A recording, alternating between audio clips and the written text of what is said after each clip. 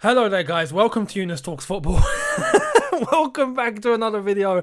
It's roasting beyond belief here, man. It's 38 degrees in London. I know some of you are going to come on here and be like, 38 degrees? That's cold for me. Trust me, yeah, 38 degrees for us in this country is like 60 for anyone that's used to heat, okay? Apologies in advance, by the way. I've got both of my windows open. If you can hear any background noise, it's out of my control. There is no way I'm shutting my windows in this heat. It's not happening. So if you hear anything that's going a bit over my voice, which it shouldn't, but if it does, I apologize. We have a very interesting tie happening tomorrow. And it's interesting for all the wrong reasons. Bayern Munich versus Chelsea. This is your match preview for Bayern Munich versus Chelsea. And, there's two sides of me to this. There's one side of me that's, let's do it again. In 2012, we had to score 3 against Napoli. And what happened? We scored 4. Yeah, because that's what we're made of. That's what we do. This is what we do. We come back. This is the Chelsea DNA, yeah? But then I look on the other side, right? And I put the hopes on the shelf to one side. And I look at this and I go, we're going to get absolutely pasted. Honestly, it's not looking good at all. I want to stay optimistic, right? Because in football, anything is possible. You never know. But trust me when I say this, and I'm sure 99.9% of you are going to agree with this. If we perform a miracle tomorrow, it's going to be the biggest miracle in the history of football. I can't think of anything bigger. Can you imagine a Chelsea team going to Bayern Munich that's playing Neuer, Davis, Alaba, Boateng, Kimmich, Thiago, Goretzka, Koeman, Müller, Gnabry, Lewandowski, against a team with 6 injuries, or 6 absentees, 2 suspensions, so that's 8 absentees, a bunch of youth academy players being called up just because we haven't got anyone left.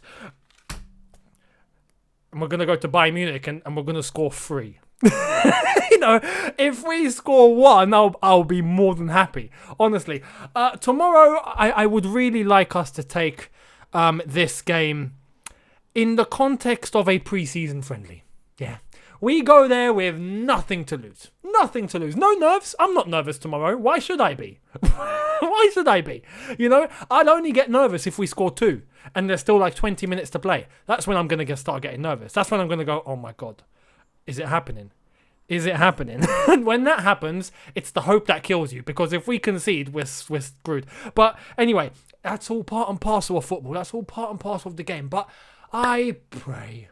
Yeah, I pray. And bearing in mind, today is my dad's birthday. He turned 61. So do leave all the comments in the comment section below for him. I haven't told him. So leave all your comments, and then later on, or tomorrow, I'll show him all of your comments as a little surprise to him. And maybe for the match review, I might bring him on. And then there's my birthday on Sunday, on the 9th. So it would be lovely if tomorrow, Bayern Munich can just, not show up, and Chelsea can perform the biggest miracle in the history of football and come back with a bunch of kids at the Bayern Munich stadium, at the Allianz Arena against Bayern Munich themselves with a full team. A full team. If we do that, honestly, for me, it'll be like winning the Champions League. It's like we won it. Because considering all the circumstances, this is literally impossible. Anyone that's saying we're going to win needs therapy. Word of a lie, yeah? If you are literally coming on and saying, we are going to win tomorrow, we're going to score 3 or 4, we're going to win, and you're sure, you're 100% certain,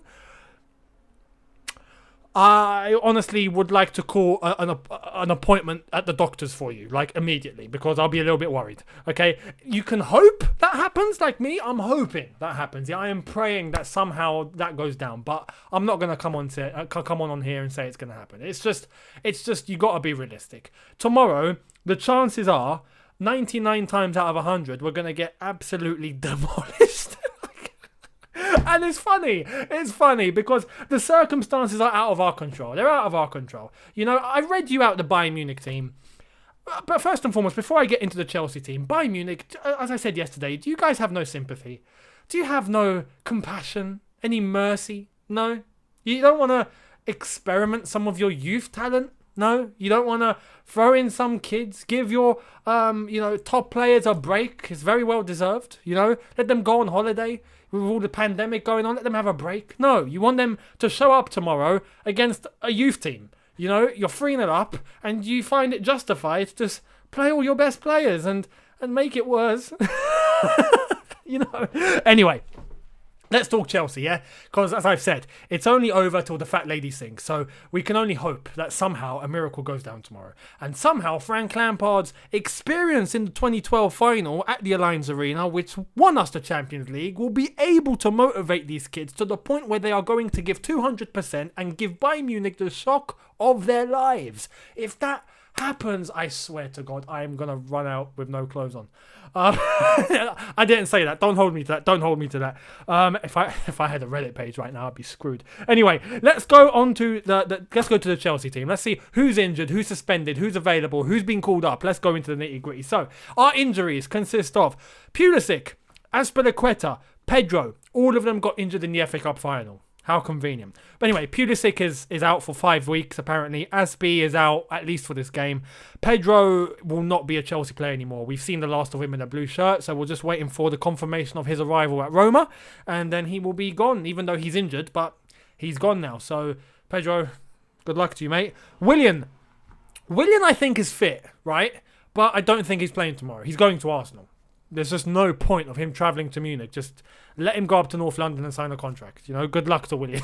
It's just, his head is not going to be in the game. Tomorrow, we need everyone's heads to be on the pitch. Like, forget everything else. Forget your mum and dad. Forget your missus. Forget your kids. Forget everything. Forget the sunshine. Forget the food, the drink, the luxury, the millions, the billions, the money. Forget it all. Forget it all. Tomorrow, the only thing that happens, the only thing that matters is Bayern Munich. Right? And those players in front of you, and you've got to go and beat them. And you've got to go and score 3. That's the only thing. That we need players with mentalities like that tomorrow. There's just no option. So Willian, for me, I just wouldn't even make him travel. We can say goodbye now, okay? It's just as simple as that. And, I'll do a little Willian thing later on when it is confirmed that he's gone to Arsenal, but we'll wait and see. I don't think he's travelling tomorrow. Billy Gilmore, he's injured. He's had surgery. He's out probably until at least after the start of next season. So we'll see when he returns. And for anyone that wanted Angerin to get called up, he is unavailable. He picked up a knock and he will not be available to travel to Bayern Munich. So we will not be seeing him, which is terrible because he was an option from the youth team that we could look at and go, you know what, you're one of the next ones. We had Tammy and Hudson-Odoi and Mason Mount and Reece James and Tomori and all of them not come through. The next batch, Angerin is probably in the number 1 on that list. And he can't travel. So it makes it even worse. Jorginho and Marcos Alonso are suspended. They're not injured, but they are suspended. They cannot play tomorrow. So Frank Lampard has gone to the academy team. Frank Lampard has gone to our academy and he's plucked out a few players to travel to Munich, which I'm sure we will be seeing tomorrow. So let's go through them. Lewis Bate, more than likely playing if N'Golo Kante cannot play. Now, N'Golo Kante was on the bench against Arsenal and he was unused, even though he was on the bench because he wasn't 100%. I'm hoping the extra week has given him recovery and he's fit tomorrow. If he's not, we will be seeing Lewis Bate play 90 minutes tomorrow. So that's one player straight up. He's a centre mid, can play as a defensive mid. So I'm expecting him to fill in for N'Golo Kante because we just don't have anyone else. Daniel Simu is our centre-back. He's been called up. He will travel. I don't expect him to play. We've got centre-backs, I think.